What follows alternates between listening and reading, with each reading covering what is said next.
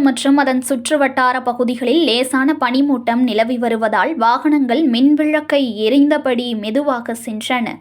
செங்கல்பட்டு மாவட்டம் பனிப்பொழிவு காரணமாக சாலையில் செல்லும் பெரும்பாலான வாகனங்கள் மெதுவாக செல்கின்றன. குறிப்பாக செங்கல்பட்டு, அதன் சுற்றியுள்ள தேசிய நெடுஞ்சாலை, திருக்கழுக்குன்றம், மதுராந்தகம் உள்ளிட்ட பகுதிகளில் பேருந்து சாலைகளில் பனிமூட்டம் அதிகளவில் காணப்பட்டன. மேலும் மலைப்பகுதி மற்றும் விவசாய நிலங்களிலும் பனிமூட்டம் அதிகளவில் காணப்பட்டது. சில தினங்களாக செங்கல்பட்டு மாவட்டத்தில் அதிக அளவில் மழை பெய்தது. இதனைத் தொடர்ந்து தற்பொழுது செங்கல்பட்டு மாவட்டம், அதை சுற்றியுள்ள பகுதிகளில் பனிமூட்டம் அதிகரித்து காணப்படுகிறது. இந்த பனிப்பொழிவானது சாலைகளில் அதிக அளவில் காணப்படுவதால் பொதுமக்கள், வாகன ஓட்டிகள் சிரமம் அடைந்துள்ளனர்.